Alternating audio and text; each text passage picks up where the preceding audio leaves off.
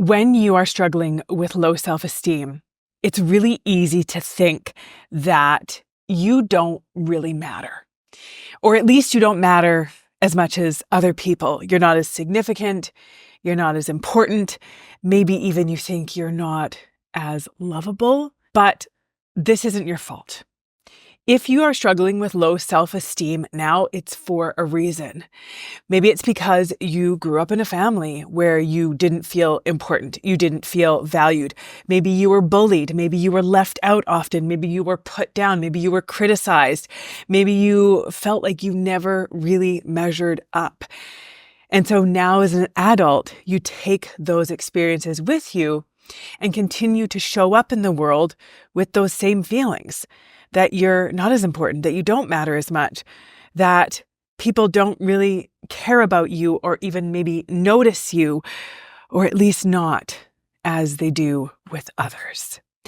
So then with these beliefs comes ways that we show up in the world, or ways that we engage with others, ways that we manage our relationships that can be unknowingly and maybe even unintentionally destructive, harmful, or at the very least, unhealthy.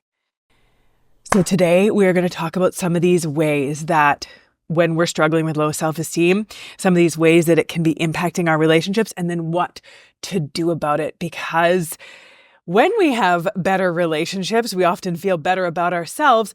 And when we feel better about ourselves, we often have better relationships, not just with others, but also with ourselves, because our relationship with ourselves matters and our relationships with others matter.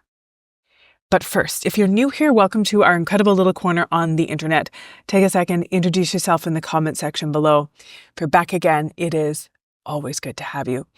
My name is Kristina, and I am a registered clinical therapist, a researcher, a coach, a speaker, and an author, the author of my book, Drive Your Own Darn Bus, that you can get on Amazon pretty much worldwide. And I help heart-centered humans think better, feel better, and show up better so that they can like themselves and their lives more every day. So one of the ways that this can show up is when you think you don't really matter, or at least you don't matter as much as other people. You don't think that your words or your actions are going to matter to other people, that they're not really going to be impacted by what you say or do, that you can kind of say or do whatever and no one's going to really care.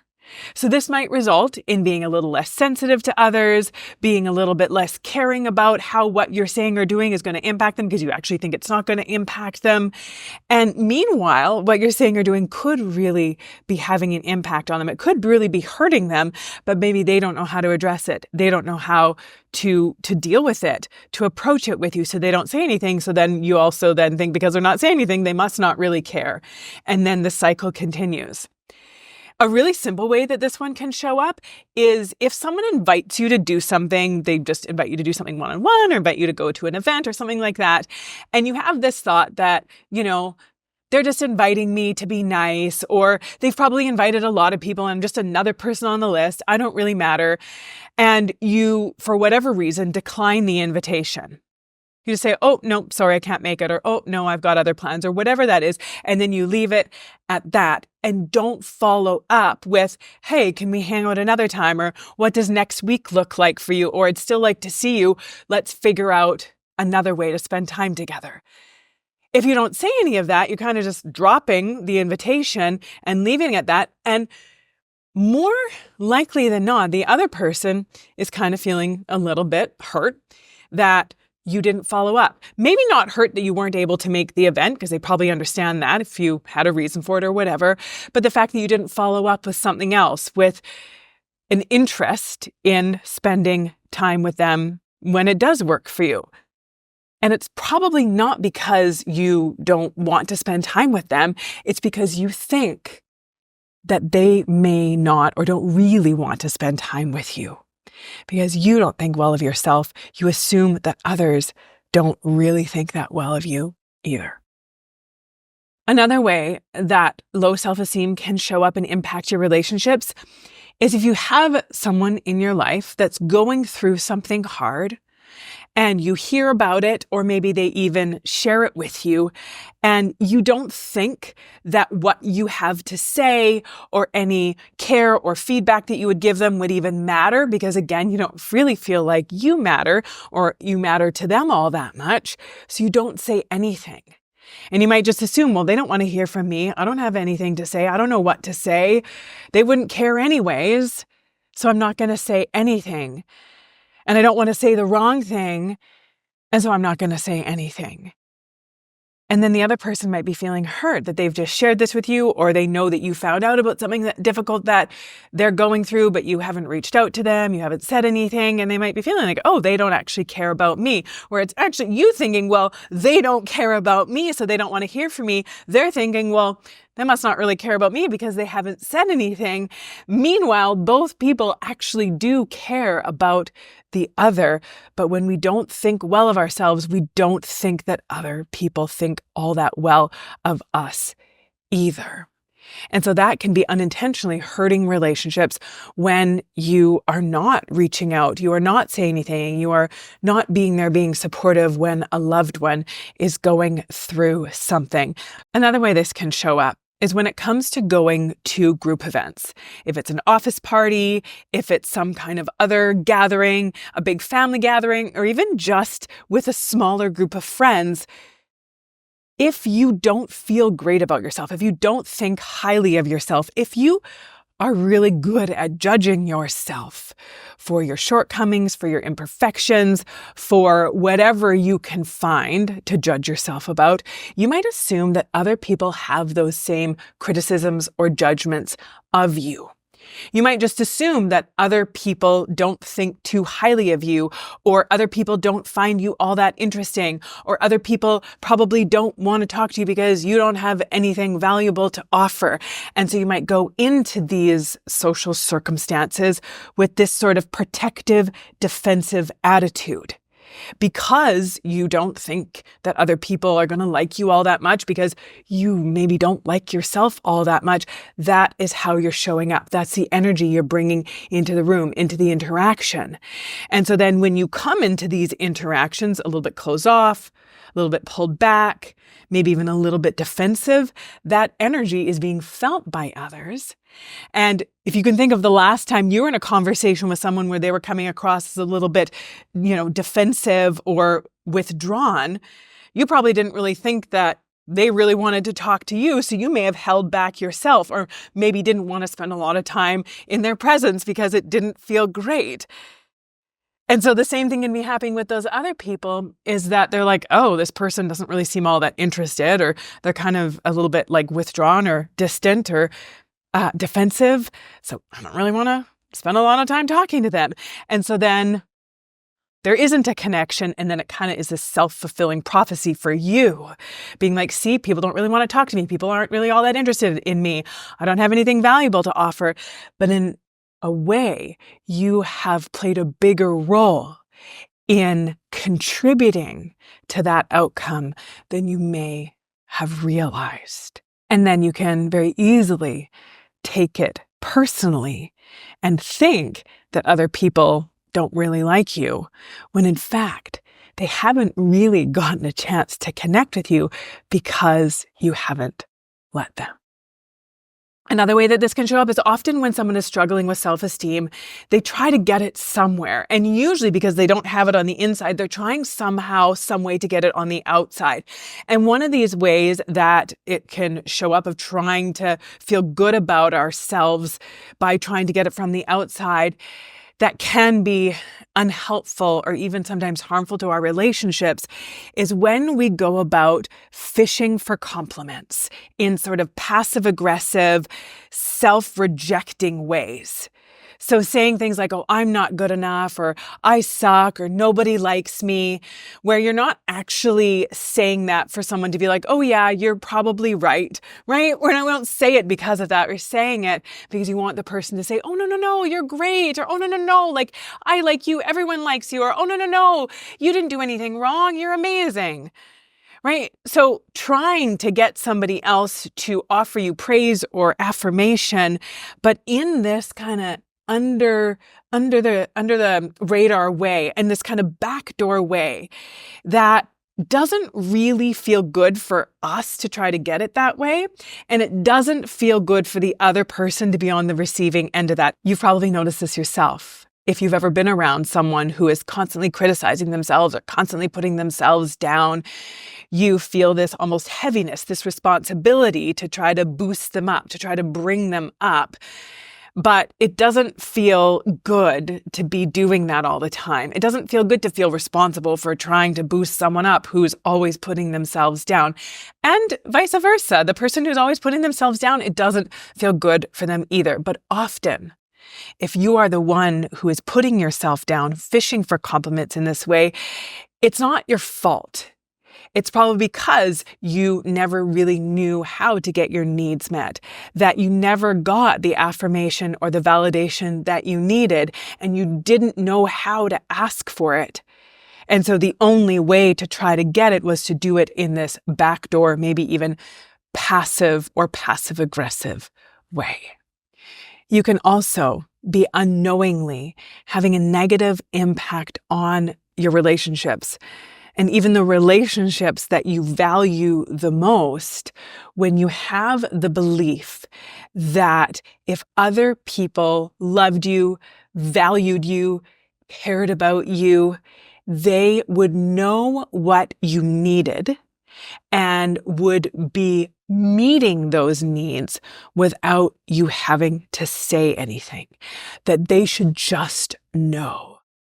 And so then you might have a need, you might have something that's important to you, you might want someone to be doing something or getting you something or saying something or responding to you in a certain way, and they're not doing that.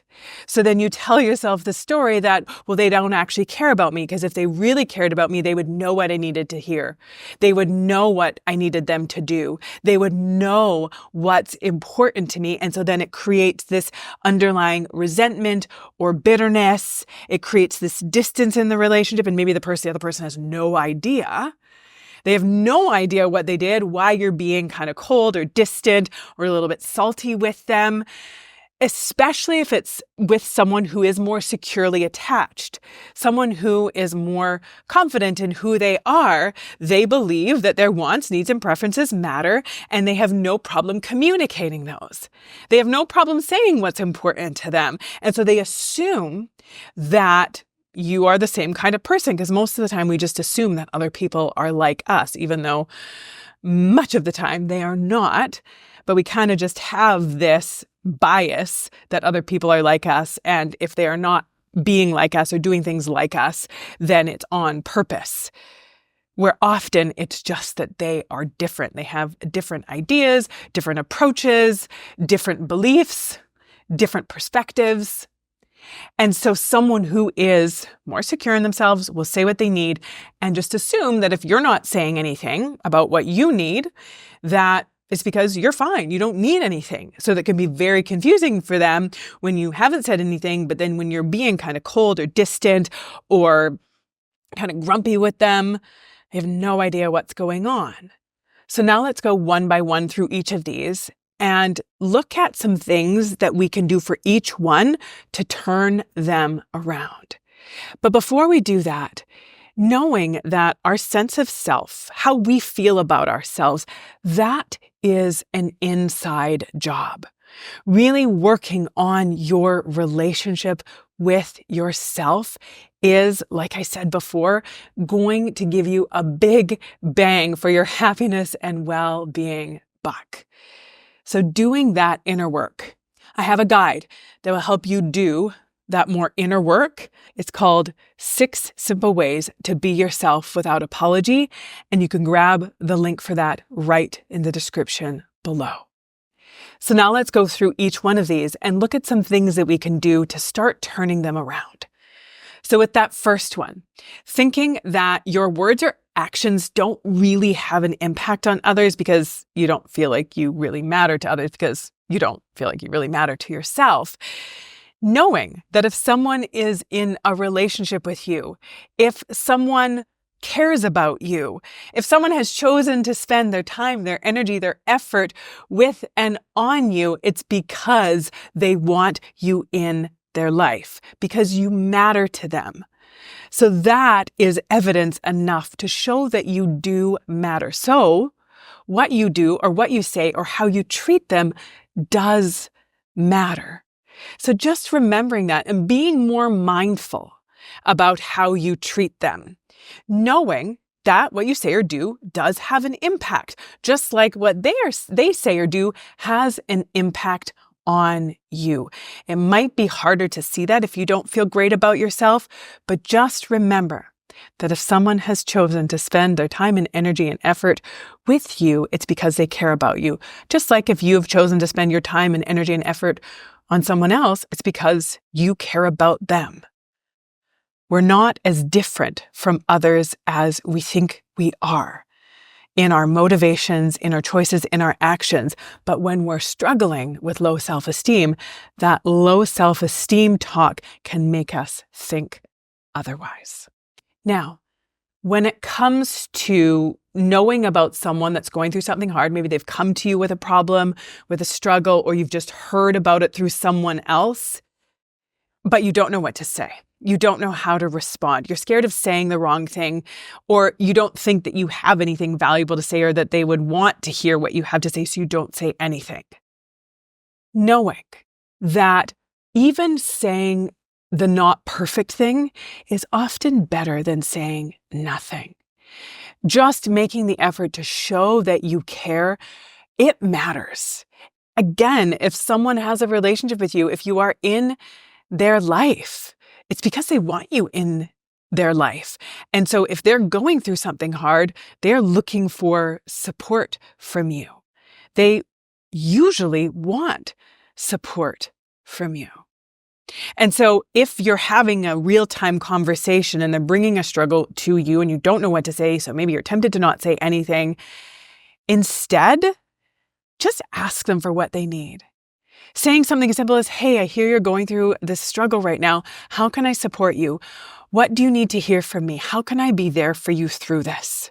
It doesn't need to be that we know exactly what someone needs, or we are these empathic geniuses who always have the perfect thing to say to someone when they're struggling.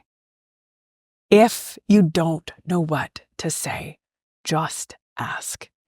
And if it's someone who's going through something hard that you've heard about, then simply just sending them a quick message, sending them a quick text, a quick email to be like, hey, I heard this. How are you doing? How can I support you? How are you feeling? Do you want to talk?